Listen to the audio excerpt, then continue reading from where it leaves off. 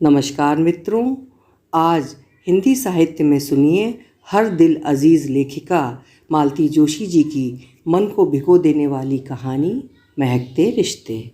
प्रस्तुत है महकते रिश्ते। Good morning ma'am. Good morning doctor Bundela. आइए, आप ही की राह देख रही थी। कोई ख़ास बात है मैम? भाई वो मिसेस त्रिपाठी आ गई हैं। सोचती हूँ कल ऑपरेट कर ही डालें। तुम ज़रा इनिशियल चेकअप कर लो। कौन मिसेस त्रिपाठी मैम? परसों तुम्हें पेपर्स नहीं दिखाए थे मैंने? तुम कह रही थी कि मोनोग्राफी रिपोर्ट पढ़कर तो मुझे गश आ रहा है। It is an interesting case, you know. Open करने पे हमें क्या क्या दिखाई देगा कहना मुश्किल है।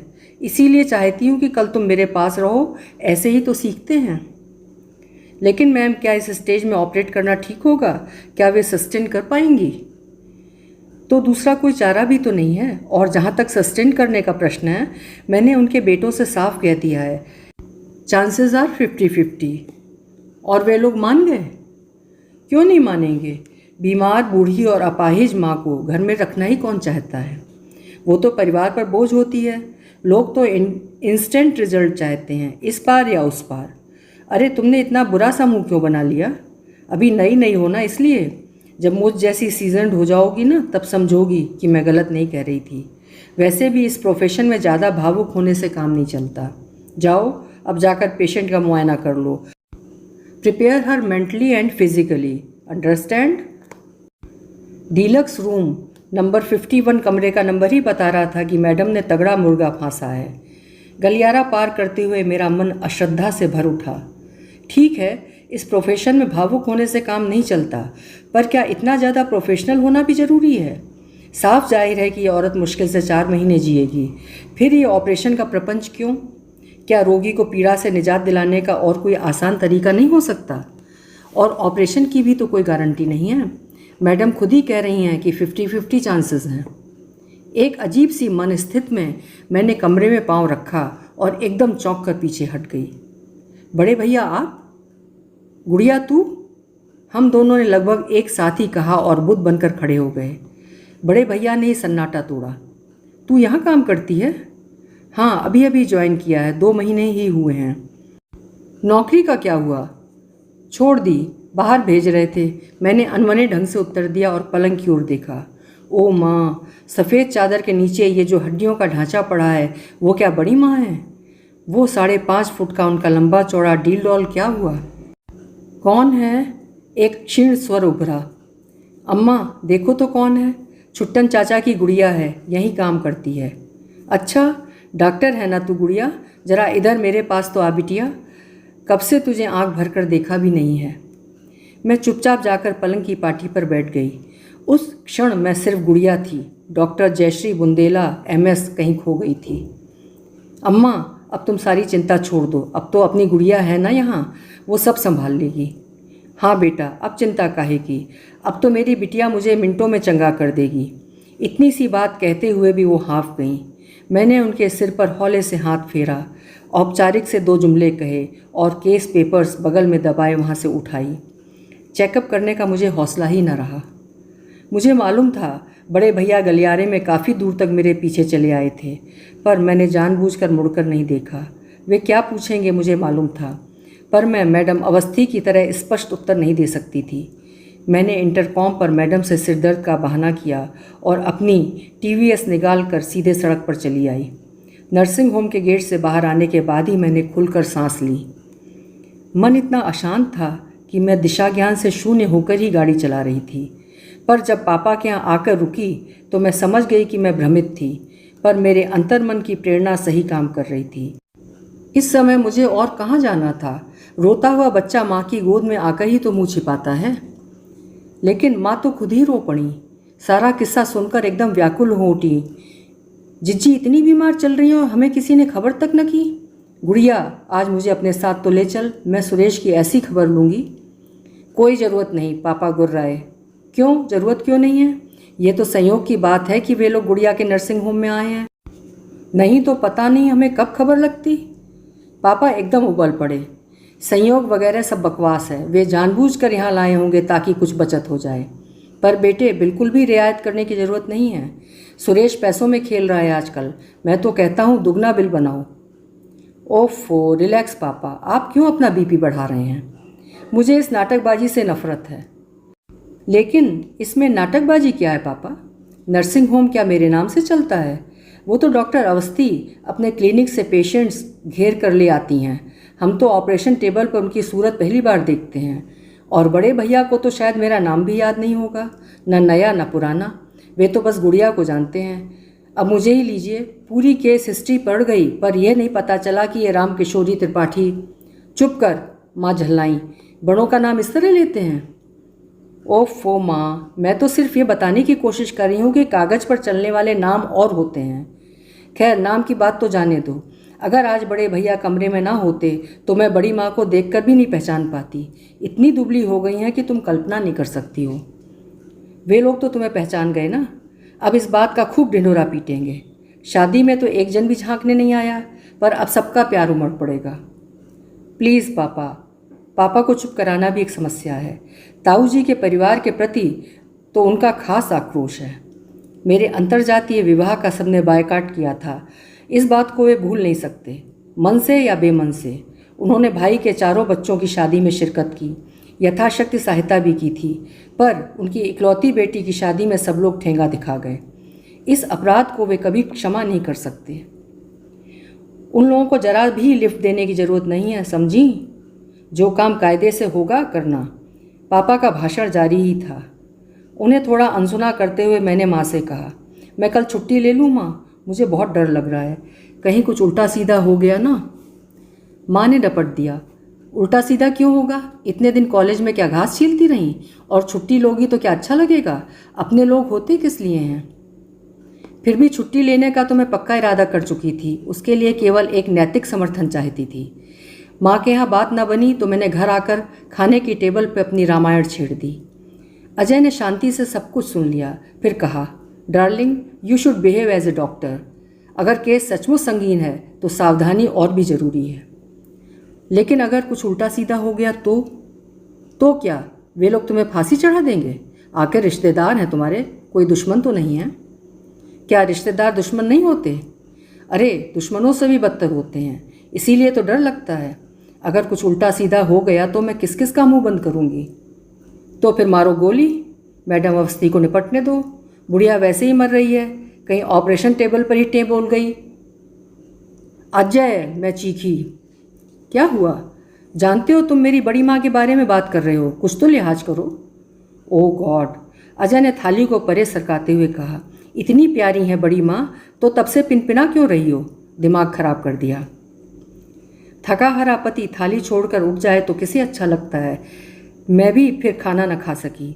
2 घूंट पानी पीकर ही उठ गई, पर उन्हें मनाने की हिम्मत न हुई।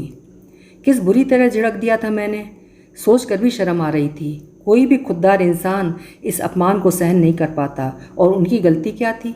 मैं ही तो उन्हें अपने घर का कच्चा चिट्ठा सुनाती रहती थी। उन्हें मालूम था कि हम अलग हुए बरसों हो गए, बाकायदा कोर्ट कचहरी करनी पड़ी है, तब जाकर पापा को संपत्ति का हिस्सा मिला है। इसी खुंदक में वे लोग मेरी शादी में नहीं आए थे। रिश्ते की कड़वाहट अब दुश्मनी की सीमा को छूने जा रही थी।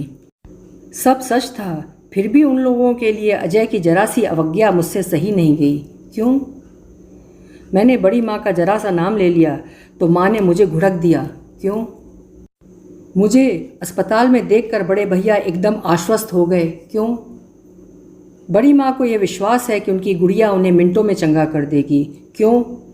रिश्तों का यह अजीब खेल हम लोग तो बचपन से देख रहे हैं, आदत सी हो गई है, पर अजय के लिए तो ये एक पहली ही हुई ना।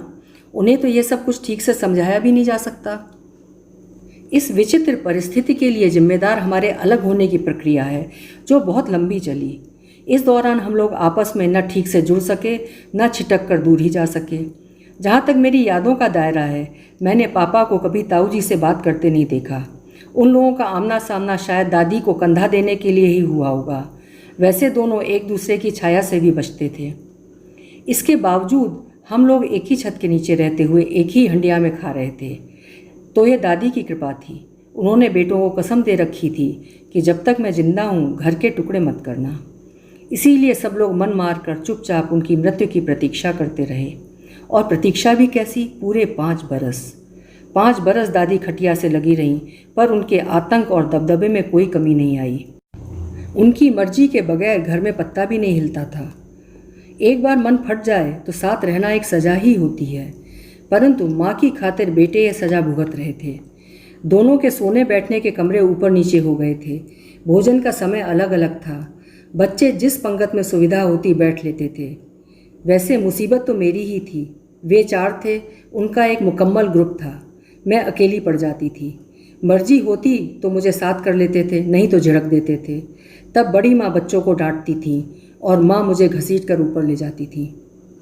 माँ और बड़ी माँ को मैंने कभी झगड़ते नहीं देखा, पर कभी साथ बैठकर खाते या गप्पे लड़ाते भी नहीं देखा। दादी की सेवा टहल के बहाने इन लोगों ने भी अपना काम अपना समय बांट लिया था। घर में कभी कोई हंगामा नहीं होता था, इसीलिए नौकरों चाकरों को, पास पड़ोसियों को बड़ी असुविधा भी होती थी।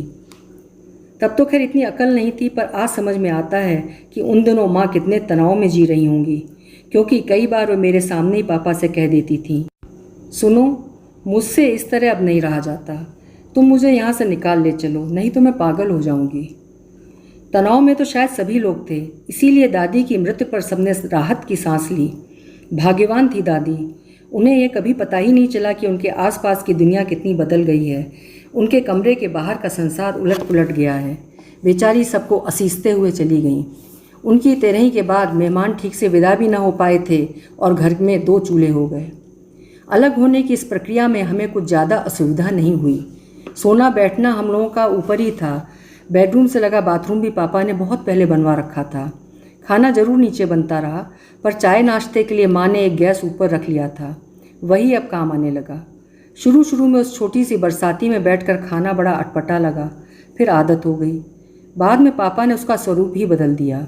ब्लैक मार्बल का चबूतरा, बड़ा सा सिंक, कपबोर्ड्स, नीचे सफ़ेद टाइल्स। माँ का किचन एकदम झकाझक हो गया।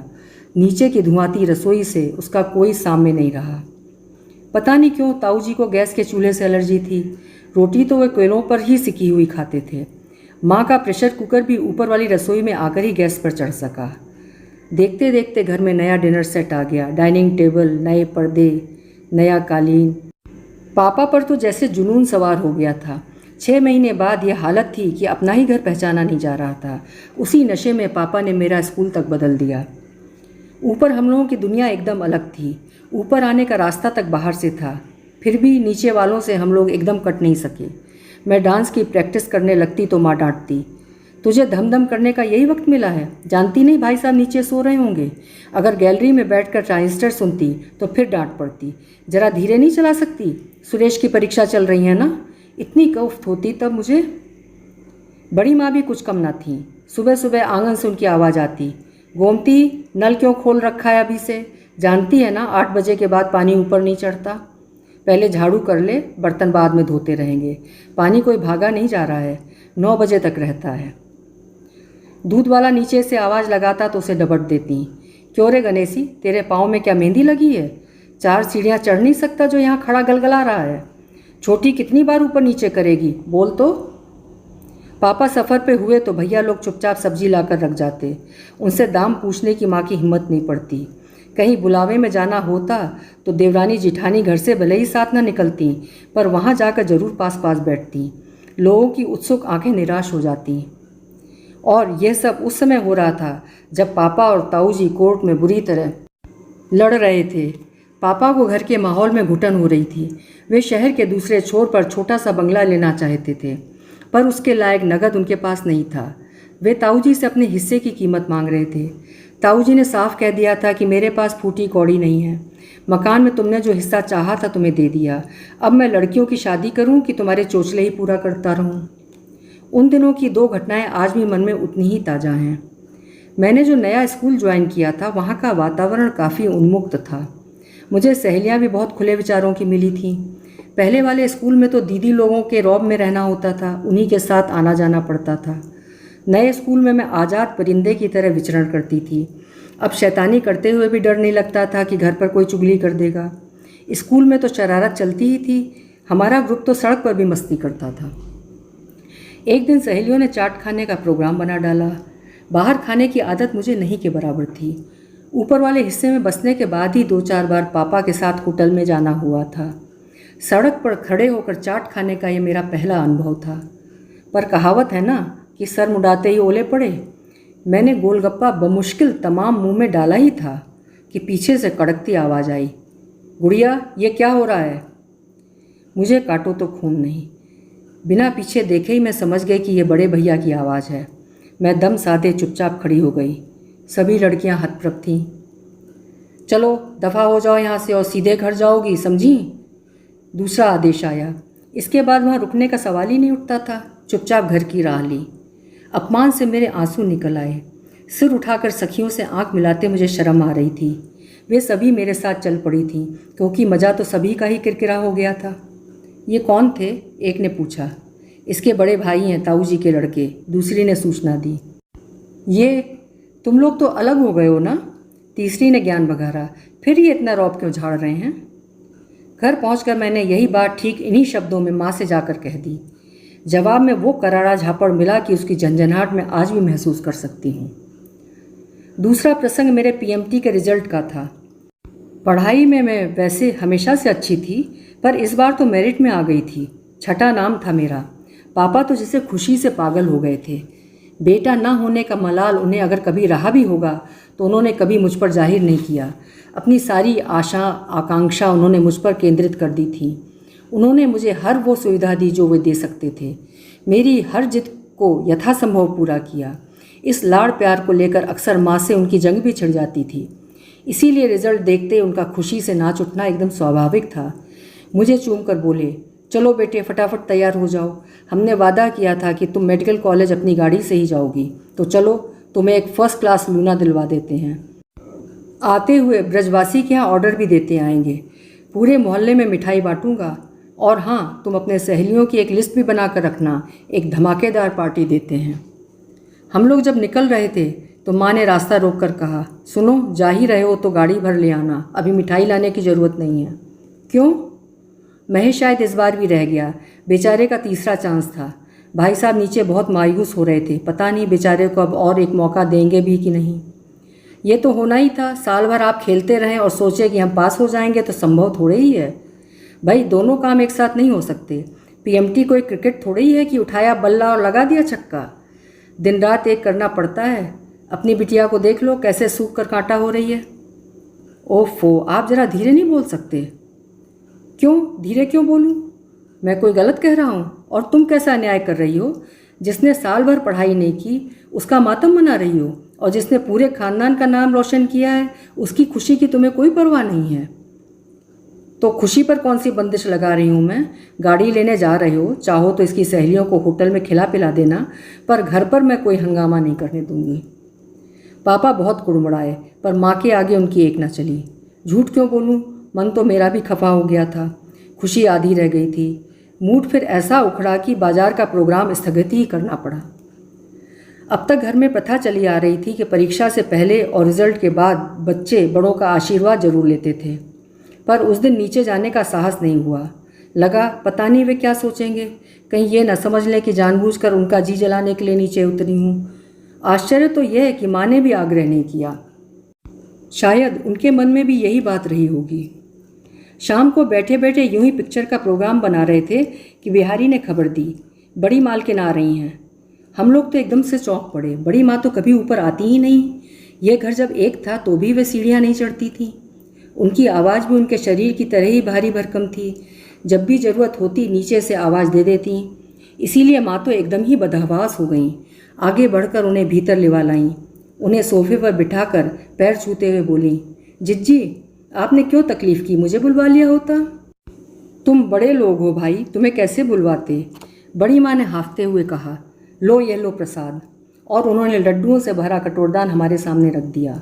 शायद आंचल में छिपा कर लाई थी। हमने एक दूसरे की ओर देखा। तो क्या महेश भैया? आखिर माँ से नहीं रहा गया, पूछ ही लिया, जिज्जी प्रसाद काहे का है? अरे मेरी बिटिया मेडिकल में चुन ली गई है ना, वो क्या कहते हैं मेरिट में नंबर आया है ना, उसी की मिठाई बांट रही हूँ। लो तुम भी मुँह मीठा कर लो। हम लोगों ने शर्म से गर्दन झुका ली। माँ ने मुझे हल्का सा इशारा किया तो मैंने झट से उनके पैर छू लिए। मेरा माथा चूमते हुए बड़ी माँ बोली, छोटी तुम लोग तो एकदम अंग्रेज हो गए हो। घर में इतनी बड़ी खुशी हो गई पर कुलदेवता 5 पैसे की मिश्री का भोग भी ना पा सके। तुम लोगों को तो सब सोचता है भाई, पर मैं तो बड़ी हूँ ना, मुझे तो ऊंच नीच सब देखनी पड़ती है। जिज्जी, माँ ने सिर झुकाए ही कहा। दरअसल महेश के रिजल्ट से मन इतना ख़राब हो गया था। अरे वाह, ये कोई बात हुई? जो पढ़ेगा नहीं वो तो फेल होगा ही। उसके लिए क्या हम अपनी गुड़िया की खुशी ना मनाएंगे? अरे अपने पूरे ख़ानदान में आज तक कोई डॉक्टर नहीं बना, ये पहली 30 मार कहाँ है? बड़ी माँ ने प्यार से मेरे गाल थपथपाते हुए कहा। अरे जिज्जी, इसकी क्या खुशी मनाएं? डॉक्टर बनेगी और अपने घर का रास्ता नापेगी। खर्च हम करेंगे, नाम किसी और का चलेगा। हाँ, लड़का डॉक्टर बनता तो अपने घर में रहता। अरे कहीं जाए, कोई भी नाम ले ले, कहलाएगी तो हमारी ही बिटिया। क्यों गुड़िया? बस बेटा, आप जल्दी से डॉक्टर बन जा, मैं तो तुझी से इलाज करवाऊंगी। इस बेवकूफ़ से इलाज करवा कर आपको मरना है क्या जिज्जी? अरे मरना ही होगा तो अपनी बिटिया के हाथों मरूंगी, समझी? उन कसाईयों को जस क्यों दूं? अब याद आ रहा है, वो विश्वास, वो प्यार आज भी वैसा ही बना हुआ है। और इस बीच कितने तूफान गुजर गए। पापा मुकदमा जीत गए थे, ताऊ जी को मजबूर होकर ऊपर वाला मकान गिरवी रखना पड़ा, तभी पापा को पैसे दे सके। उन पैसों से पापा ने नगर के दूसरे छोर पर एक बंगला खरीदा था। अरसे बाद हम लोगों ने खुलकर सांस ली थी। ताऊ जी गृह प्रवेश पर भी नहीं आए थे। मरते दम तक उन्होंने पापा से बात नहीं की।